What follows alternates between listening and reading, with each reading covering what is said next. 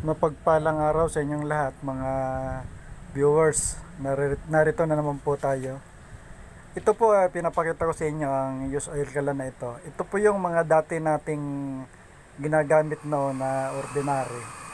Ngayon po ginawa ko po itong splash proof at regulated na rin po ang kanyang langis na dumadaloy sa burner. Ito po pinapakita ko sa inyo na nilagyan ko lang ho ito ng simpleng takip para maging simple lang at kung mayroon hong mahilig dyan sa DIY at gustong gumawa, madali po itong gawin. Takip lang po ito na nilagay ko sa ordinaryong kalan. At dito po mapapansin nyo yung ginamit ko rito na pinaka-regulator niya ay gate valve din po na maliit na siyang nagre-regulate ng kanyang langis. Katulad nito, mapapansin nyo itong pinipihit ko. Ito po ang ginawa ko rito, yung timing ng per drops per second niya doon sa susunugin niya ay sakto lang po. Hindi po ito mag-overflow kahit na hindi nyo na po ito bantayan, kasi sakto ho ang susunugin nito. At ito po subok ko na ito. Matagal ko na po itong ginagamit at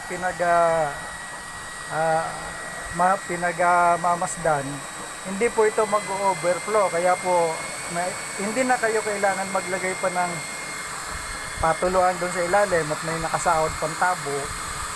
Kailangan lang po ito mailagay nyo ng maayos kasi para ma-regulate nyo yung langis.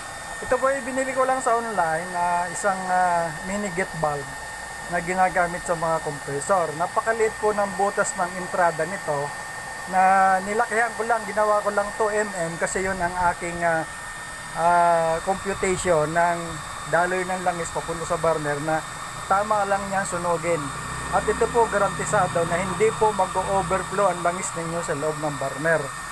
Ito depende ho sa inyong adjustment ang kung gusto nyong gamitin ng kung gusto nyong palalimin ang langis o mababaw lang, sapin lang doon sa kanyang base plate, pwede po ito kasi ang thread po nito ay pinong-pino at may i-adjust nyo ng maganda.